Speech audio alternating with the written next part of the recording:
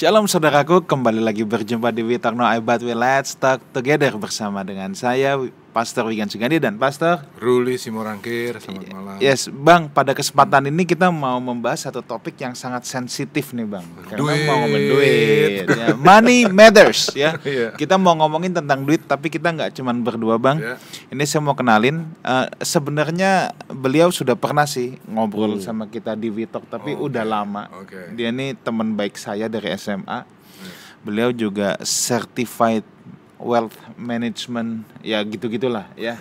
Jadi dan beliau juga aktif pelayanan di Grow Center tempat Pastor Andi Cokro dan saat ini dipercayakan untuk pegang youth-nya juga. Wow, supporting youth. Dan inilah Brother Jimmy Haryanto. Halo Jim. Pastor Ruli, Pastor Wigan. Thank you so much, bro, udah nyempetin waktu, sudah hadir. It's an honor to be here. Sebelum kita mulai, saya ingin menyapa dulu setiap saudara ya yang menyaksikan acara ini baik dari YouTube channel Life Force Community maupun dari MNC Live Channel 70. Saya ucapkan selamat bergabung. Enjoy aja dengan apa yang nanti akan kita obrolin, apa yang narasumber akan sampaikan. Saya percaya ketika kita buka hati, merendahkan hati kita bisa mendapatkan banyak hal untuk kita pelajari. Saya pun selalu banyak belajar dari narasumber yang ada. Nah, Bang, kita nih mau ngomongin tentang duit, Bang. Duit itu sensitif banget ya, Bang ya. Dan memang kalau kita lihat di Alkitab, yang pertama saingan Tuhan kan memang cuma Mamon ya. Jangan mengabdi pada dua tuan ya, Allah atau Mamon.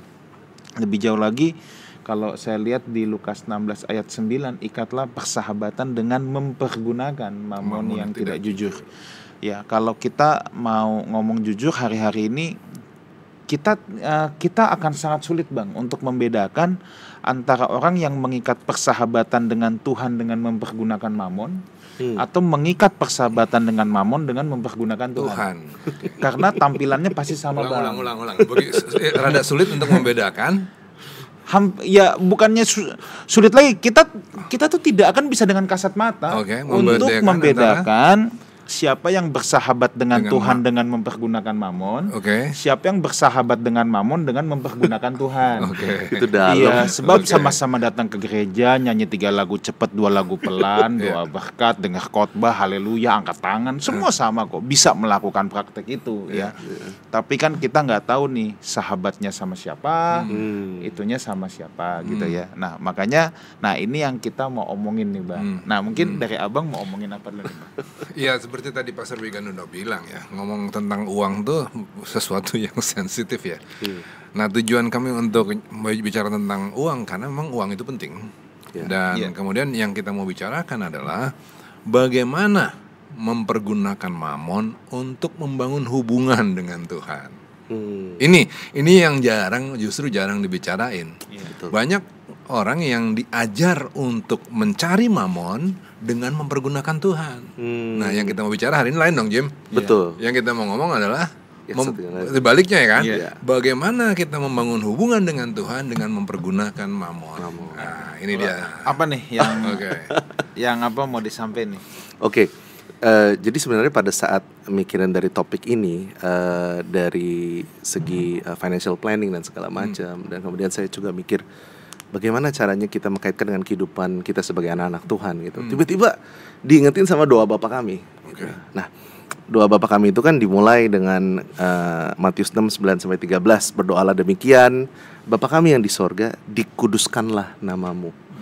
Nah, ketika kita renungkan kata dikuduskanlah namamu, dari sini kita balik kepada tujuan prioritas yang paling utama bicara tentang money matters atau financial planning buat Christian family. Yaitu apa? Yaitu berarti everything that we do, the way we manage money, cara kita memanage uang sebagai anak-anak Tuhan, sebagai Christian family, itu harus menguduskan nama Tuhan. Jadi balik dulu begini mungkin maksudnya. Hidup kita adalah untuk memuliakan Tuhan. Betul kan? Betul. Nah, salah satu aspeknya of course adalah mengenai bagaimana kita manajemen uang. Betul. Dan yang menarik adalah kalau kita lihat firman Tuhan, ternyata 16 dari 38 cerita perumpamaan yang diceritakan oleh Yesus itu berkaitan dengan uang dan kepemilikan, ownership. Gue mau mundur dulu dikit. Tadi pas Bro Jimmy bilang gimana cara kita memanage uang itu bisa merefleksikan It- menguduskan nama Tuhan, atau coba-coba. Betul. Jadi cara kita Gimana? memanage uang itu adalah salah satu Yes. bentuk penyembahan kita kepada Tuhan, bentuk kita menguduskan nama Tuhan. Oke, why? Nah, ini yang karena ternyata kalau kita lihat 16 dari 38 cerita perumpamaan cetakan Yesus itu ternyata berkaitan dengan uang dan kepemilikan. 2350 ayat berbicara tentang uang, harta dan kepemilikan. Oke. Tetapi hanya 500 ayat berbicara tentang doa, pujian, penyembahan, dan 400 ayat berbicara tentang keimanan. Nah, ini kita melihat bahwa ada titik berat message daripada Tuhan melalui firman-Nya bahwa ini adalah hal yang harus serius kita geluti. Harus menjadi satu prioritas yang amat sangat buat anak-anak Tuhan. Jangan menganggap remeh cara kita manage uang, karena itu adalah bentuk penyembahan. Gitu. Nah, itu yang saya dapat dari menguduskan nama Tuhan. Oke. Nah, itu, aku lanjut ya. Iya. Nah, makanya tadi udah disebut juga 1 Timotius 6 ayat 10, akar segala kejahatan ialah cinta uang. Udah tadi ya, tentang mamon, kita bisa menyembah, kita tidak bisa menyembah dua tuan gitu kan. Dan ini kita mesti ingat bahwa ini kita balik nih di doa Bapa kami, datanglah kerajaanmu, jadilah kehendakmu di bumi seperti di surga. Nah, tujuan daripada mengerti basic daripada money mindset atau money matters dalam Christian family itu adalah supaya lewat kehidupan kita kerajaan Tuhan itu hadir. Supaya lewat kehidupan kita kehendak Tuhan itu jadi. Maksudnya apa? Lewat cara kita manage uang itu supaya kerajaan Tuhan itu hadir. Tuhan bisa pakai kita dengan cara kita manage uang. Maksudnya apa? Jangan sampai kita gagal untuk support mission cuman karena kita tidak bisa manage uang dengan baik berkat yang Tuhan sudah kasih. Jangan sampai kita gagal untuk bisa memberkati gereja Tuhan, memberkati orang-orang yang memang sekitar kita yang membutuhkan, cuman karena kita mismanage our money. Nah, ini yang menjadi poinnya gitu loh. Makanya kenapa datanglah kerajaanmu, jadilah kehendakmu di bumi seperti di surga. Karena purpose daripada mastering money itu bukan untuk hanya memperkaya diri kita sendiri, tetapi untuk memastikan bahwa kehendak Tuhan benar-benar bisa terjadi lewat kehidupan kita. Sebagai contoh nih ya, ada satu pembicara, saya lupa namanya siapa, ada satu pendeta di Amrik yang dia bilang gini, saya semenjak 15 tahun yang lalu, saya udah gak pernah ngomongin bahas tentang perpuluhan, persembahan, dan sebagainya. Yang saya bahas adalah justru saya buka kelas-kelas mengajarkan kepada family di gereja tentang financial planning. Terus ketika di interview ditanya kenapa? Simple. Kalau orang-orang gak diajarin cara mengelola uangnya, cara mengelola 90% daripada uangnya, dia tidak, kalau mengelola 100% dari uangnya, dia tidak akan mungkin bisa ngasih yang 10% yang merupakan komitmen dia pribadi. Gitu. Dan di situ ketika saya dengar, wah gila, ini benar juga ya. Begitu banyak mungkin gereja-gereja zaman sekarang ngomongin tentang persembahan dan segala macam, entah itu kadang-kadang ada ancaman-ancaman atau janji-janji. Tapi sebenarnya yang menarik adalah kita harus equip anak-anak Tuhan untuk tahu bagaimana manage supaya mereka bisa memberi dengan kerelaan hati. Gitu. Nah, dan itulah di mana kehendak Tuhan bisa jadi lewat situ gitu. Oke, saya tertarik tadi dengan apa yang Pastor Jimmy bilang tadi ya. Bahwa hidup kita ini seluruhnya adalah untuk memuliakan nama Tuhan. Betul. Gitu kan. Terus bisa dilakuin lewat money management. Yaitu dimulai dengan apa tadi? Jangan gini, apa tadi Pastor Jimmy bilang? Jangan mencari uang sekedar untuk memperkaya diri sendiri. Oke, nah. Tapi uang itu pasti arahnya adalah untuk memperkaya kita kan. Ya, namanya kita kolek uang, memperkaya diri, udah menambah pasti, aset, udah tambah, udah pasti dong, ya kan? Nah, ketika mungkin yang saksikan acara ini setuju dengan pendapat kita, mungkin mereka akan kasih pertanyaan. Berarti prioritas pertama dari cari uang tuh apa? Sebenarnya prioritas pertama cari uang, kita balik lagi ke statement pada doa Bapa kami yang paling pertama, yaitu untuk menguduskan nama Tuhan. Berarti semua keberadaan kita, cara kita manage uang itu benar-benar untuk memuliakan nama Tuhan. Oke, saya bikin jadi kasus ya. Nah, orang Kristen ini orang Kristen ini banyak yang berpikir tentang, ini bukannya saya mau menyudutkan, saya nggak mau menyudutkan. Kita tapi ngobrol. Kita kan lagi ngobrol, tapi kita lagi bicara sesuatu yang faktual sebetulnya. Betul. Di dalam pengajaran kekristenan itu kan ada yang diajar dengan katanya namanya persepuluhan toh, persepuluhan. Kemudian orang membawa dengan senang hati persembahan persepuluhannya, betul ya? Iya.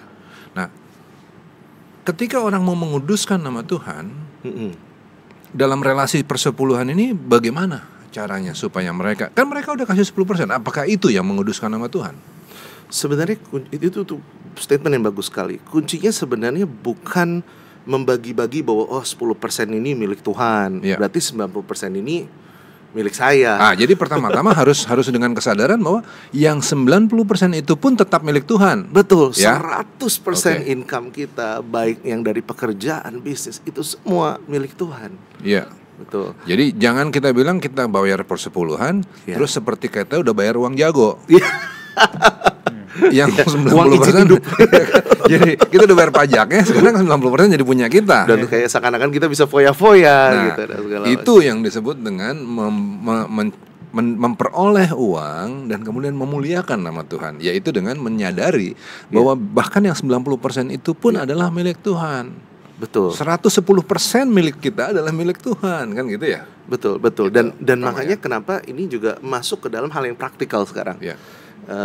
So kalau seandainya 100% itu benar-benar milik Tuhan, berarti cara kita manage yang 90% tadi untuk kebutuhan kita itu juga harus bisa menguduskan nama Tuhan. Nah, ini ada guideline-nya nih.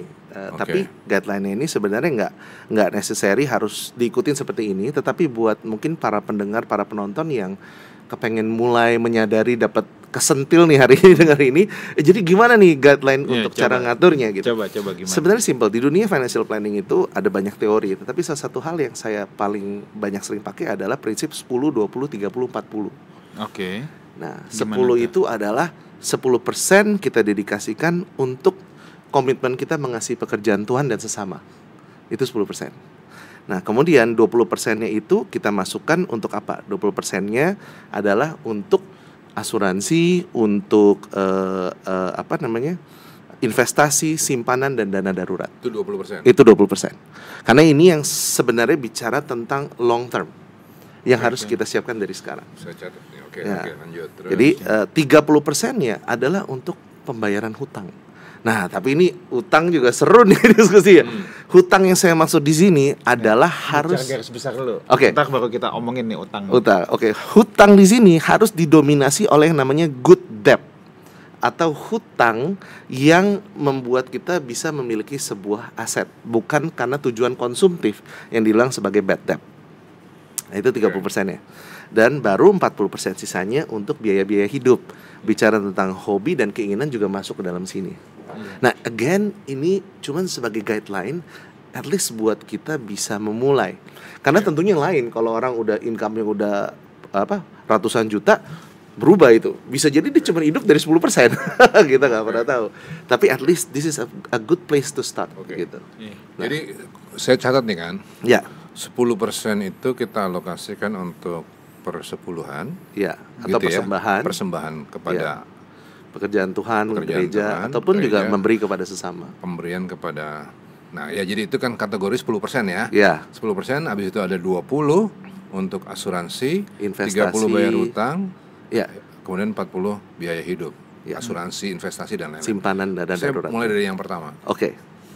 Nah, ketika kita membawa persembahan kita, baik itu nanti kita pakai untuk ke gereja kah, dalam bentuk persepuluhan kita kah, atau persembahan kita kepada sesama dan lain-lain, pola berpikir apa yang perlu kita punya? Wah, itu pertanyaan bagus sekali. Kalau menurut saya pribadi, pola berpikirnya itu adalah kita memberi karena kita mengasihi, bukan karena ini merupakan suatu investasi kerajaan surga. Sebagai suatu ungkapan syukur. Sebagai ungkapan syukur. Karena kita mau bilang bahwa Tuhan, ini saya ngasih 10% ini hanyalah sebagai satu simbol bahwa saya mengasihi Tuhan dengan luar biasa. Saya mendedikasikan 100%. Tapi saya simbolkan dengan 10% ini. Gitu. Jadi cara berpikir begitu bisa nggak dianggap sebagai suatu financial planning atau wealth management yang sehat, memiliki cara berpikir yang sehat tentang bagaimana kita harus mendedikasikan 10% pendapatan kita. Apakah itu termasuk financial planning in a way? Sebenarnya kalau bicara tentang ilmu financial planning, tentang pemberian yang masuk dalam kategori gift atau donation, ini sebenarnya tidak ada mindset yang benar-benar diatur di situ. Tetapi intinya adalah mengencourage orang-orang, terutama yang punya kebiasaan untuk memberi, untuk dialokasikan. Intinya adalah harus dialokasikan. Kalau saya pikir itu harus jadi suatu financial planning. Kenapa? Membedakan kita anak Tuhan dengan orang lain yang non anak Tuhan. Semua orang kasih persembahan. Betul. Dan mereka ngerasa mereka udah benar, tapi orang benar memberi karena ungkapan syukur sebagai suatu financial planningnya. Hatinya yang berubah nanti. Kalau saya sih, selain financial planning juga itu bisa sebagai disiplin rohani juga. Dalam. Betul. Part of disiplin rohani. Iya kan? Jadi saya pikir nah sekarang 20%. 20% ini kita juga lagi nyinggung wilayah-wilayah yang rawan loh. Tadi apa? Investasi, simpanan, dana darurat dan asuransi. Nah sekarang saya mau langsung ke asuransinya. Kita sebagai orang percaya boleh nggak kita asuransi? Nggak ada iman loh kita kalau dulu tuh kalau orang banyak yang ngomong gitu. Banyak yang bilang gitu. Sebenarnya menurut saya gini, kita kembali lagi bahwa menjadi anak-anak Tuhan itu bukan berarti hidup tidak bertanggung jawab, tapi belajar untuk menjadi anak Tuhan yang hidup bertanggung jawab.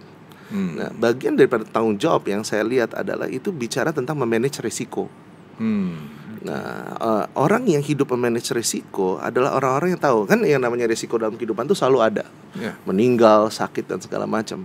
Nah, pilihannya adalah either kita mau transfer risikonya, which is dengan asuransi kita transfer resikonya, atau kita hilangkan resikonya. Tapi kita nggak mungkin hilangin resikonya. Kalau kita mau hilangin resiko kehidupan, kalau kita nggak mau sakit atau meninggal, ya udah kita nggak bisa keluar rumah, kita diam di rumah, tidak bisa produktif pekerjaan-pekerjaan yang Tuhan sudah percayakan dalam hidup kita. Tapi bukankah kita punya Bapa yang besar yang menjagai kita, membela kita, maju berperang ganti kita?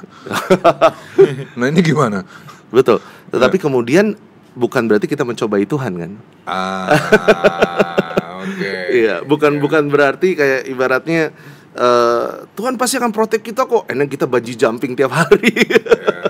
Kan tidak seperti itu gitu. Jadi itu yang saya percaya bahwa salah satu panggilan hidup kita ini menjadi serupa dengan Kristus adalah hidup dengan penuh tanggung jawab. Supaya kita juga tidak menjadi batu sandungan buat orang lain dan kita bisa secara maksimal mengerjakan apa yang Tuhan mau kerjakan dalam hidup kita. Jadi ini adalah bagian dari financial planning karena kita harus memanage risiko. Betul. Gitu kan? Iya, betul. Nice.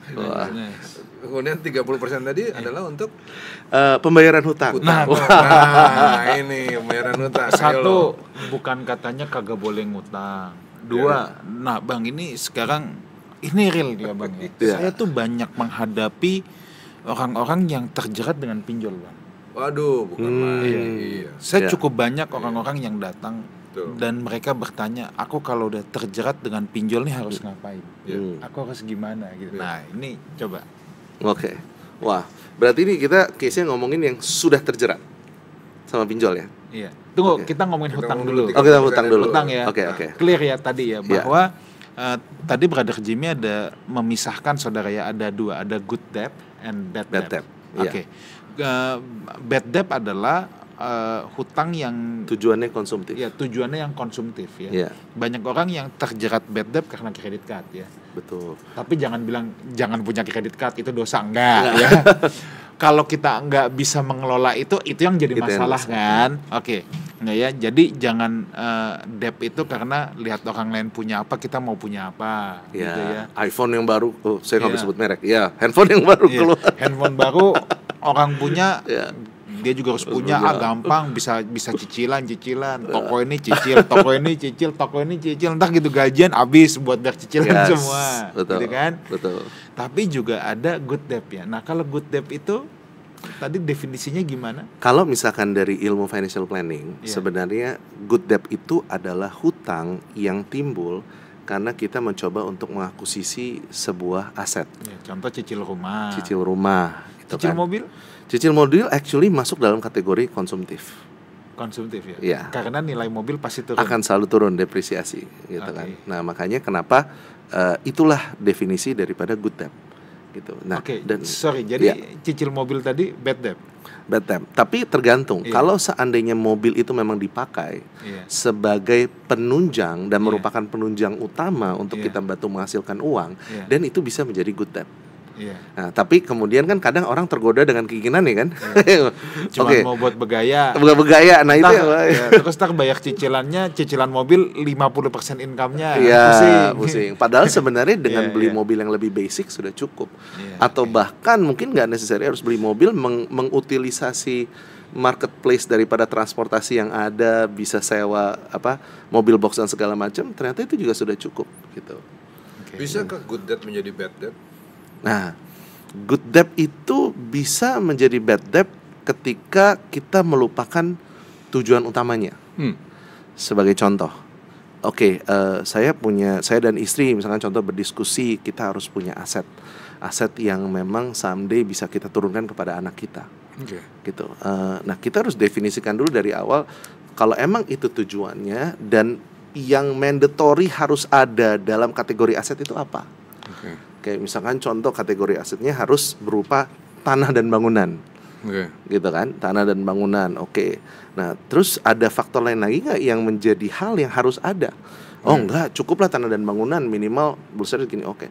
Tapi ketika along the way mencari tanah dan bangunan, tiba-tiba lihat, wah, ini keren ya. Ini ternyata bukan hanya ada tanah dan bangunan, tapi ada ekstra-ekstranya. Udah ada bangunan yang indah dan segala macam. Dari yang budgetnya cuman berapa ratus juta atau 1 M, tiba-tiba bengkak jadi 3-4 M. Gitu. Karena melihat adanya nilai-nilai plus tambahan yang tidak masuk ke dalam kategori utama yang sebenarnya mereka cari. Nah, itu bisa. Itu satu case yang saat ini saya kepikiran bisa menjadi bad debt gitu. Oke. Kalau secara filosofis nih, kita ngomongnya filosofis ya. Iya. Kalau tadi Pastor Jimmy bicara tentang bahwa hidup kita ini harus memuliakan Tuhan. Iya. Mungkin ini referensinya kan Lukas 16 Iya. tentang bendahara. Iya. Jadi kita ini kan bendahara Tuhan. Iya. Nah, good debt adalah tadi kalau definisi dari ilmu adalah utang yang dibuat untuk memperoleh aset. Iya. Ya, oke. Tapi kalau secara filosofis kita sebagai bendahara kemudian berhutang sekedar untuk nyari tambahan aset, tambahan keuntungan, terus hanya itu yang jadi motivasi kita. Iya. Ketika itulah good debt menjadi bad debt. Wow. Motivasi Jadi didrive oleh keserakahan. didorong hanya untuk diri sendiri. Iya. Nah, kemudian itu kan pasti disebut keserakahan. Yes. Karena Greed. jadi lupa bahwa fungsi besar hidup kita adalah memuliakan nama Tuhan. Wow. Memuliakan nama Tuhan dalam peran kita sebagai bendahara Tuhan. Iya. Gitu. Sebagai bendahara Tuhan nggak ada masalah kita cari untung tuh nggak ada masalah. Betul. Wow. Tapi ketika kita dapat untung, apa yang kita pakai? Keuntungan itu untuk apa? Iya. Di situ kita jadi bikin good debt ini menjadi bad debt. Oh, keren. Waduh. Renceng kita jadinya ya kan. Ini saya demen banget pembicaraan hari ini.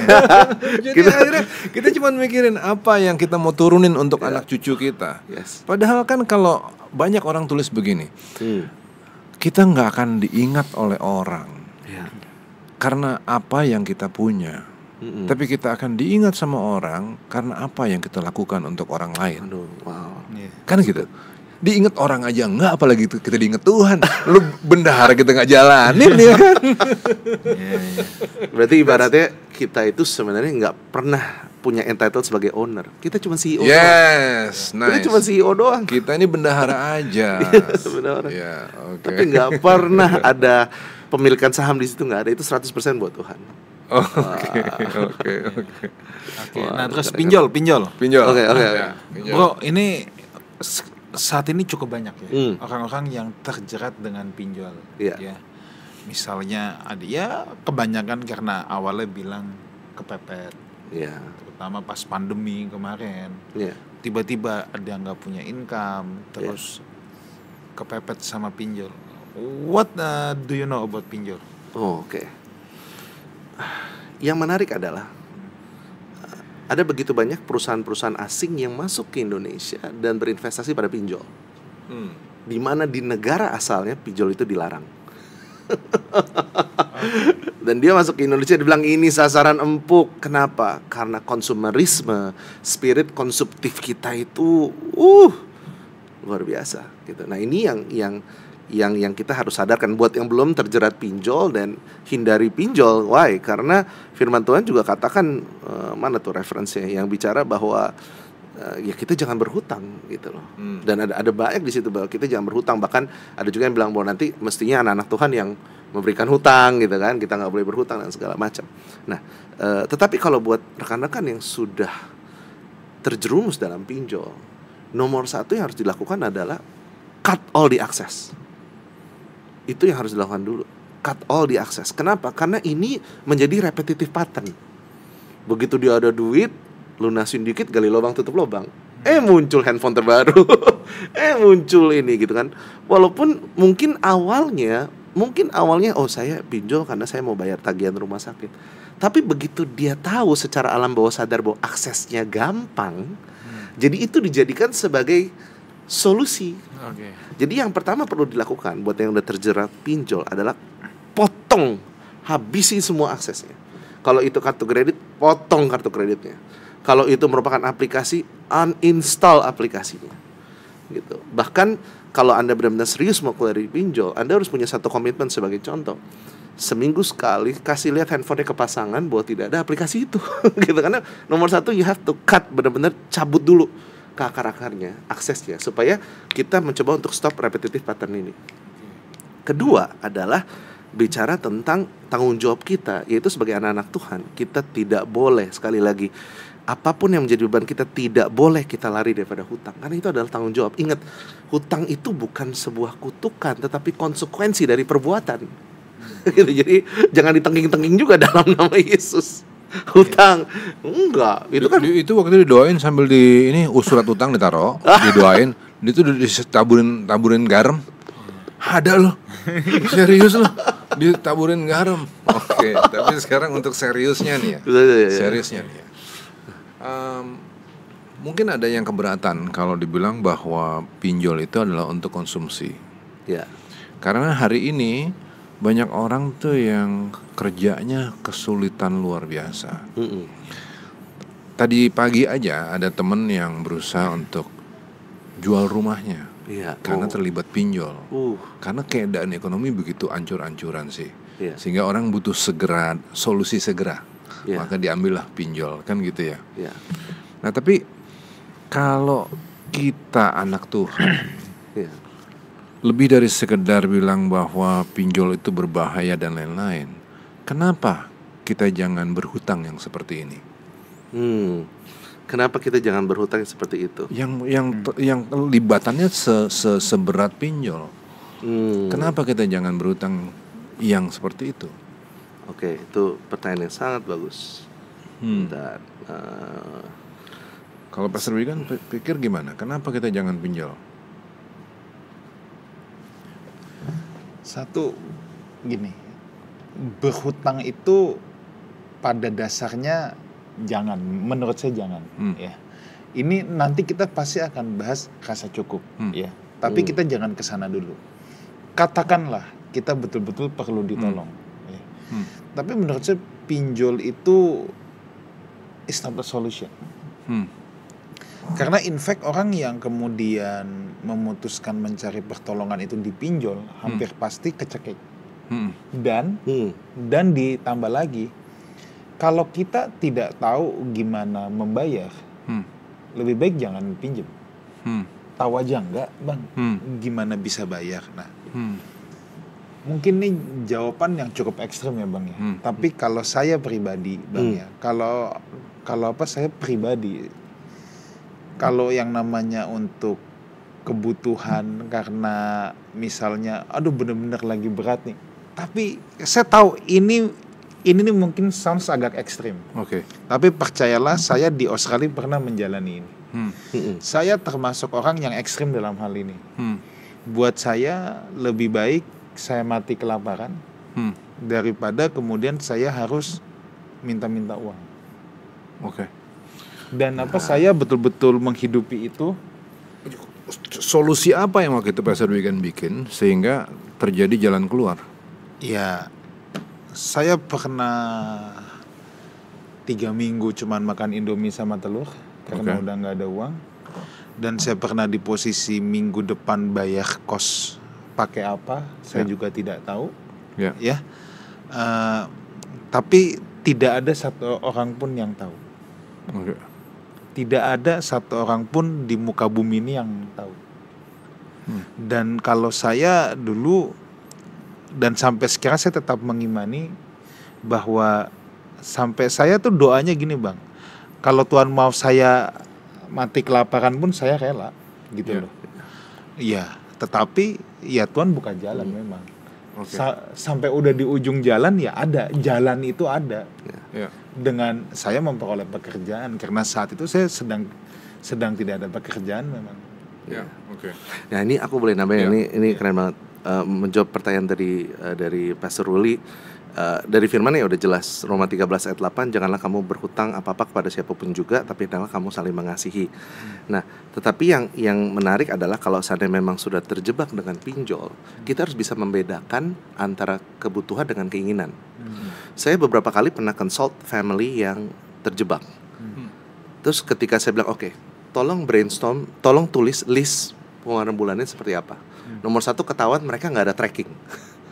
Gue nggak tahu duitnya kemana. So the first step adalah track, because we can only improve what we can measure. Kita hanya bisa improve keadaan kita kalau kita bisa ukur keadaannya itu. Jadi yang pertama tracking dulu. Nah biasanya dari tracking itu baru kita go through one by one, dan itu akan kelihatan bahwa apa yang mereka anggap kebutuhan itu ternyata keinginan. Nah di situ baru kita bedah gitu. Kita challenge satu-satu. Jadi saya selalu bilang ke orang-orang yang memang terjebak dalam pinjol, ayo kita data driven. Ayo kita ngomong how to improve your situation dengan data. Kita mulai tracking. Kita mulai lihat apa aja duitnya tuh kabur kemana. Dan betul kata Pastor Wigan tuh bener banget. Sampai ke satu titik di mana yuk kita punya komitmen. Kalau kita gak keras sama hidup kita sekarang, maka kalau kita lembek sama hidup kita sekarang, jangan heran kalau hidup akan keras. Tapi kalau kita keras sama hidup kita sekarang, kita berdisiplin, kita tahu ini adalah kebutuhan dengan keinginan, perbedaannya apa, dan kehidupan akan lebih lunak sama kita. Situasi akan lebih melunak gitu. Pastor Jimmy sadar nggak bahwa Pastor Jimmy sebenarnya lagi bicara tentang dua kondisi. Wah, ketika kita data driven, itu kita lagi bicara tentang dua kondisi. Kondisi orang yang belum kena pinjol, ketika dia punya data driven, dia nggak kejebur pinjol. Betul. Karena dia bisa bedain antara kebutuhan dan keinginan.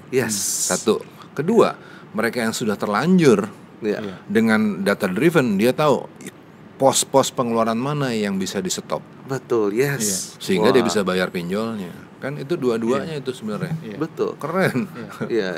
Dan itu yang memang selalu kita encourage. Yuk kita ngomongin dari real duitnya tuh kemana.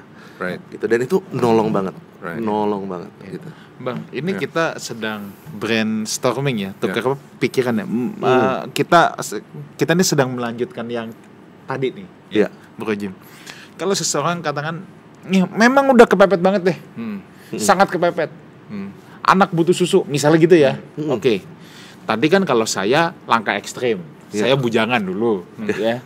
Nah, tapi sekarang gini, oke, janganlah ikuti langkah ekstrim saya, katakan gitu ya. Tetap Bang, menurut saya pinjol itu tetap bukan solusi Bang. Betul. Tetap pinjol itu bukan solusi.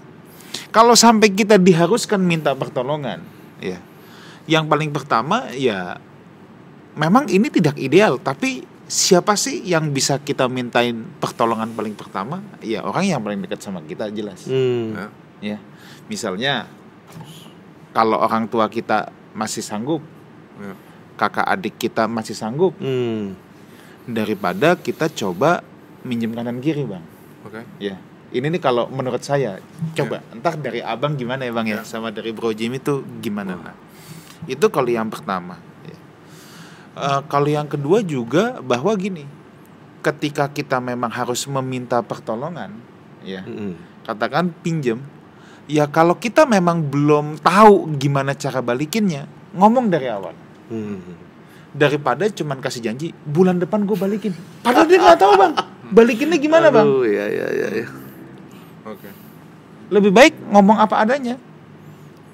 Ya. Kondisi begini, kondisi gue lagi begini, gini. Dan satu hal lagi, ketika kita memang harus asking for help, nah ini, jangan merasa bahwa orang harus bantu kita. Karena banyak yang kayak gini bang, minta tolong, kalau nggak dikasih dia malah jadi mengintimidasi atau bikin orang yang nggak mau minjemin atau yang nggak mau nolong jadi kayak dia yang ngutang bang. Biasanya bentuk pendekatannya bilang gini, tolong doain gue ya. Nah, mulainya dari situ, tolong doain dulu. Baru abis itu dia cerita bahwa dia kejebak pinjol. Abis itu dia pinjam duit. Nah kalau dia nggak pinjemin, kalau kita nggak pinjemin duit, berarti kita nggak doain dia. Kalau kita nggak doain dia, berarti kita berdosa. Berarti kita yang ngutang sama dia. Terus udah gitu dibikin guilt trip lagi. Ingat nggak dulu pas zamannya lu lagi susah gue bantuin. Sekarang kayaknya gue yang bakal butuh bantuan. Iya. Jadi gitu ya. Seringkali ada orang-orang yang ketika membutuhkan pertolongan, lalu dia tuh merasa kalau orang nggak nolongin dia, malah dia yang mengintimidasi. Dibilang lu nggak ada kasih, apalah gitulah. Entah kan bisa punya bahasa banyak ya. Ya. Parah. Nah jadi itu sih ya kalau yang menurut saya, dan kita harus betul-betul punya ketulusan ya dalam arti memang situasi tuh bisa beda-beda, tetapi jangan sampai ini jadi habit. Ya betul. Ya. Kemudian jadi habit maunya minjem kanan kiri terus bang. Nah ini kan ada yang jadi habit. Saya tuh bisa ngerti sih kalau orang dalam keadaan kepepet dalam hidupnya mungkin harus minta pertolongan gitu dalam kondisi yang kepepet. Gini, pinjol itu ya sebetulnya adalah ungkapan keputusasaan. Betul dong. Orang udah putus asa, dia udah nyoba macam-macam. Tapi kemudian nggak ada solusi. Ya, akhirnya dia cari cara gampang, pinjol. Itu adalah ungkapan keputusasaan sebetulnya. Nah, ada orang-orang yang ambil pinjol, Pastor Wigan, dasarnya bukan konsumsi sama sekali. Betul. Ada yang mau nolongin adiknya yang hampir meninggal. Jadi untuk biaya berobat dia ambil pinjol. Hatinya mulia. Tapi itu sekali lagi itu adalah ungkapan keputusasaan sebetulnya. Nah, Paulus ada tulis bagus banget. Di dalam 2 Korintus dia bilang begini, dalam segala hal kami ditindas. Kebayang nggak? Bisa aja kan adiknya sakit. Paulus bisa begitu, adiknya sakit, udah mau mati, harus bayar biaya berobat. Dalam segala hal dia ditindas, namun tidak terjepit. Dia cari jalan keluar. Kami habis akal, udah nggak tahu mau ngapain, namun tidak putus asa. Tidak putus asa. Sedangkan pinjol tadi itu rasanya ungkapan keputusasaan sebetulnya. Kami dianiaya namun tidak ditinggalkan sendirian, kami dihempaskan namun tidak binasa. Ini ya yang terjadi sama Paulus. Nah, kalau bicara tentang cara berpikir Pastor Wigan tadi dan kemudian cara tulisannya Paulus seperti ini dikaitan sama Pastor Jimmy yang tadi bilang harus bedakan antara keinginan dan kebutuhan. Membiayai berobat adik yang sakit pun itu bisa bukan kebutuhan loh. Itu bisa jadi sekedar keinginan. Sebab kalau kondisinya udah sangat kondisi kritis, apakah nggak lebih baik kita serahkan adik ini ke Tuhan? Se-ekstrim itu loh. Bisa sampai se-ekstrim itu loh. Karena memang kita nggak punya kemampuan. Kalau kita nggak punya kemampuan, kita kepingin ngidupin begitu. Jangan-jangan ini adalah keinginan bukan kebutuhan loh. Jadi berarti kayak dokter sebenarnya udah vonis pun kita masih mau berjuang sampai. Misalnya nih penyakitnya adalah pendarahan di otak. Misalnya mau berapa nolonginnya, sedangkan kondisinya kan kondisi yang berhitung ekonomi ini. Betul. Terus habis itu mau bela adiknya supaya selamat, kan itu bisa keinginan bukan suatu kebutuhan. Nah jadi memang sering banget ya dalam kondisi-kondisi putus asa ini dibutuhin kejernihan berpikir seperti Paulus, ditindas namun tidak terjepit. Dia punya kejernihan berpikir. Dia habis akal tapi tidak putus asa. Ada kejernihan berpikir di situ. Wah, iya nggak sih? Ini keren. Kalau aku boleh komen nambahin ya, dari kata Paulus tadi, tapi saya tidak putus asa gitu kan. Satu hal yang perlu diingat ketika udah terjebak pinjol adalah nggak ada lagi yang namanya gengsi. Nggak ada lagi yang namanya gengsi. Saya tadi sebelum on the way ke sini pagi saya sempat interview salah satu orang yang diberkati Tuhan dengan luar biasa lah. Ini kemudian pas lagi ngobrol segala macam, satu pertanyaan saya kepada dia, Bapak pernah nggak posisi yang ngerasa gagal banget dalam hidup? Terus dia bilang, oh ya saya pernah sampai bisnis ancur-ancuran luar biasa. And then what did you do? Wah Jim, lu nggak bisa bayangin, dia bilang. Gue tuh sampai bersihin WC orang. Ya, okay. Saya sampai kerja di restoran. Padahal dulu gue punya banyak uang. Tapi saya punya prinsip adalah tidak boleh putus asa. Gak ada lagi yang namanya gengsi. Kalau udah yang namanya begini, ya itulah sekolah pembentukan karakter Tuhan. Dan di situ yang terakhir adalah tetap percaya bahwa Tuhan itu tetap ada. Tuhan pasti akan buka jalan, tapi Tuhan mau lihat pembentukan karakternya dulu. Kita bergantung sama Tuhan apa enggak gitu. Nah itu yang sering kali ada orang yang udah kejebak pinjol, tapi tetap maunya ambil kerjaan yang milih-milih gitu. Iya. Bener juga sih. Masih memilih-milih juga. Betul. Dan ada lagi yang gini Pak Sir Jimmy. Iya. Dia udah kejebak pinjol. Iya. Terus kan minta orang berdoa. Ya. Berdoa kan, ya kan? Berdoa. Artinya kita ngerti dong, harus kita yang bayarin kan. Sementara saya tanya sama dia, lu masih punya banda nggak yang bisa dijual? Ya, saya tinggal punya 1 motor. Terus itu cuma motor saya satu-satunya. Terus ya lu jual dong. Yes. Bayar dong. Iya. Enggak loh, dia maunya kita yang berdoa untuk dia. Artinya kita yang bayar pinjolnya. Sementara dia masih punya banda yang dia nggak mau jual. Itu kan juga gengsi. Betul. Itu kan juga nyebelin gitu. Padahal kita hidup di satu era di mana sebenarnya making money itu nggak sulit. Kita hidup di satu era di mana ada banyak marketplace. Kita bisa mengutilisasi kendaraan untuk cari uang. Kita bisa, bahkan ada yang namanya marketplace yang saya nggak bisa sebut namanya, tapi yang bisa mempekerjakan orang untuk cuci AC. Untuk itu semua itu bisa. Kita tuh tinggal di era yang seperti itu. Cuman masalahnya kita mau melakukan itu apa enggak gitu. Bang, ini tinggal sedikit lagi ya. Mungkin saya mau bahas ini Bang. Brother Jimmy, kalau kita bicara tentang tadi manajemen keuangan ya, mungkin salah satu tantangannya juga bukan soal skill of managementnya saja, tetapi tentang rasa cukup. Banyak orang yang kemudian terjerat atau kesulitan finansial karena rasa cukup ini. Nah, kalau di doa Bapa kami kan ada, berikan kami pada hari ini makanan kami yang secukupnya. Itu saya percaya itu sebenarnya Tuhan sedang mengajarkan rasa cukup. Betul. Rasa cukup itu bukan hanya sejak zaman perjanjian baru doang, tapi sejak zaman perjanjian lama Bang. Yang aku percaya ketika bangsa Israel kasih mana setiap hari, itu kan all you can eat pertama ya. Buffet, boleh ambil sepuasnya. Tapi kan aturannya cuma satu, secukupnya. Tidak boleh buat besok. Kalau disimpan buat besok pasti rusak, gitu kan. Itu kan sebenarnya saya percaya Tuhan sedang mengajarkan kepada bangsa Israel itu rasa cukup. Selain itu juga ya memang mempercayai Tuhan juga bahwa besok pasti ada mana lagi nih, pasti ada gitu. Tetapi kan Tuhan tuh mau punya yang namanya rasa cukup. Nah, bicara rasa cukup ini Bang ya. Nah, saya tuh melihatnya gini Bang. Rasa cukup itu seringkali ya orang cuman menyasarkan kepada orang yang selalu merasa kurang. Ulang lagi. Biasanya kata-kata rasa cukup ini hanya dialamatkan untuk orang-orang yang selalu merasa kurang. Kurang duit, kurang ini, kurang itu. Udah lu punya rasa cukup. Tapi menurut saya Bang, karena rasa cukup ini ada pada doa Bapa kami itu kan formulasi kehidupan ya. Betul. Doa Bapa kami itu bukan mantra doa saudara ya. Kalau saudara mau mengucapkannya itu tiap hari boleh-boleh aja. Tapi saya harus kasih tahu bahwa doa Bapa kami itu formulasi kehidupan. Nah, rasa cukup itu harus dimiliki oleh semua orang.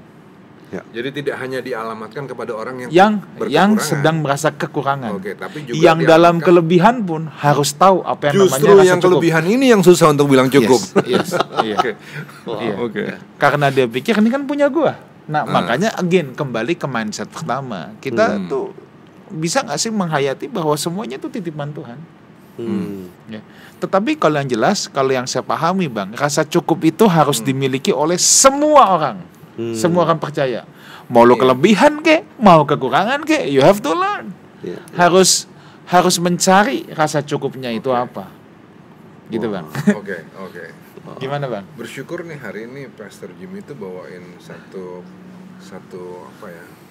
Satu topik yang ngeri, saya sebut. Ngeri loh. Saya bersyukur nih bahwa Pastor Jimmy bawain ini yang mengenai bendahara tadi kan. Yes.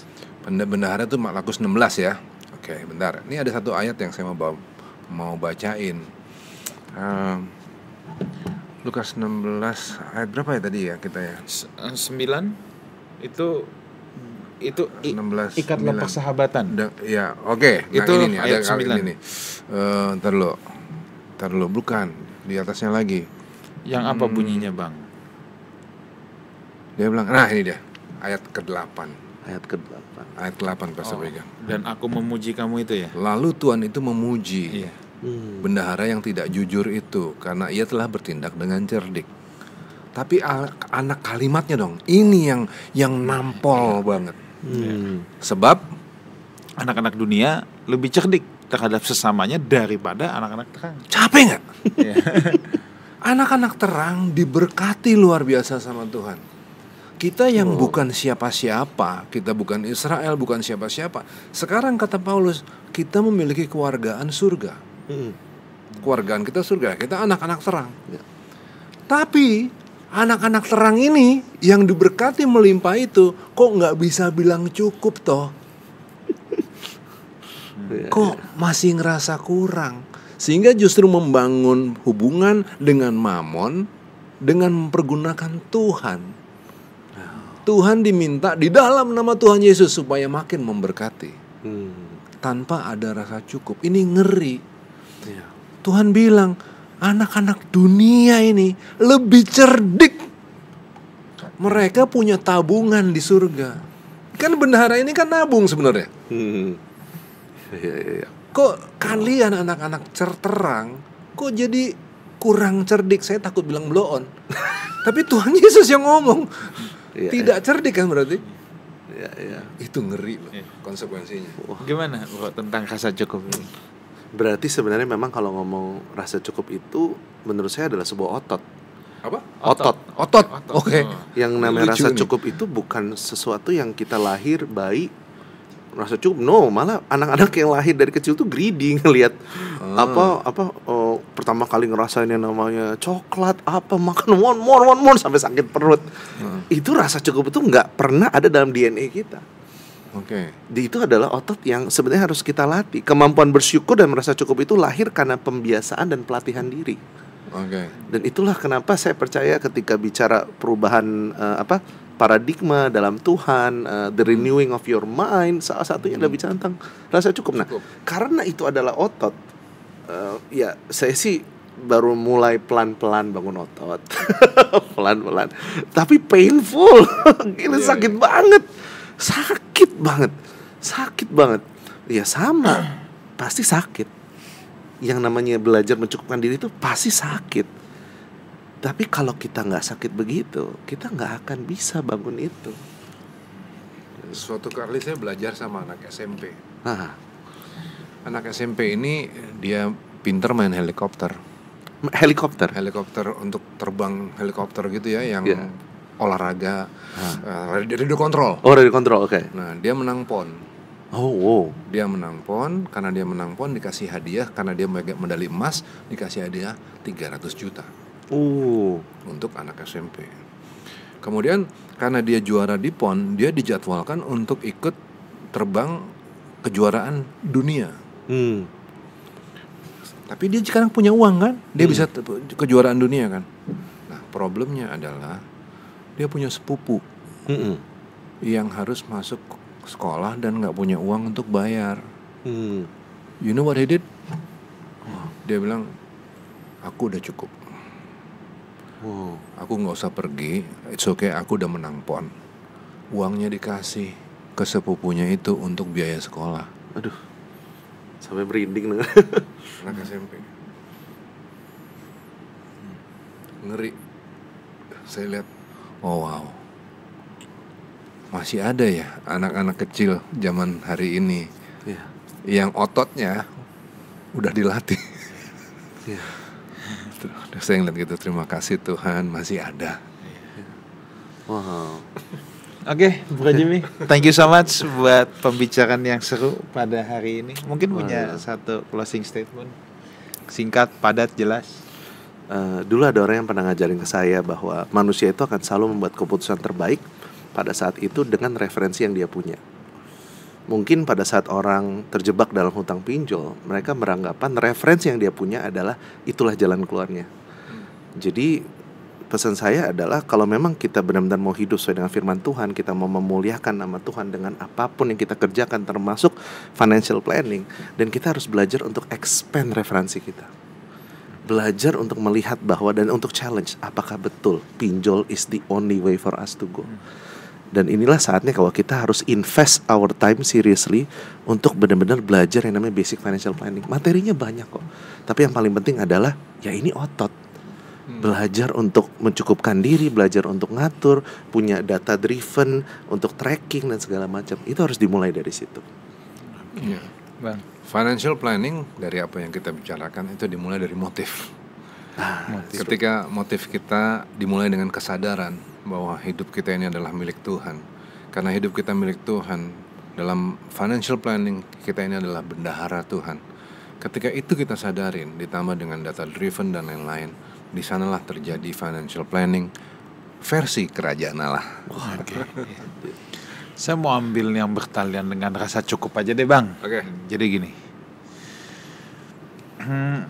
Orang yang tidak merasa cukup akan pribadi Tuhan, dia lapar dan haus mau kenal Tuhan lebih lagi, dia akan merasa cukup dengan apapun yang Tuhan berikan dalam hidupnya. Tapi orang yang merasa cukup kenal Tuhan, pengkhotbah mau khotbah aja, gue udah tahu lu mau khotbah apa. Nah, dia tidak akan pernah merasa cukup dengan apa yang Tuhan berikan dalam hidupnya. Jadi kita harus pilih. Rasa lapar haus kita kemana, rasa cukup kita kemana. Jangan terbalik-balik di sini. Banyak orang yang lapar dan hausnya sama uang, sama Tuhan cukup. Harusnya lapar dan hausnya sama Tuhan. Ya, maka kita akan merasa cukup dengan apapun yang Tuhan berikan dalam hidup kita ini. Thank you, Bro. Thank you banget. Buat Thank you, Pastor hari Jimmy. ini. Thank you so much. I love it here. Thank you. Saudaraku, sampai jumpa di We Talk minggu depan. No I but we let's talk together. God bless you.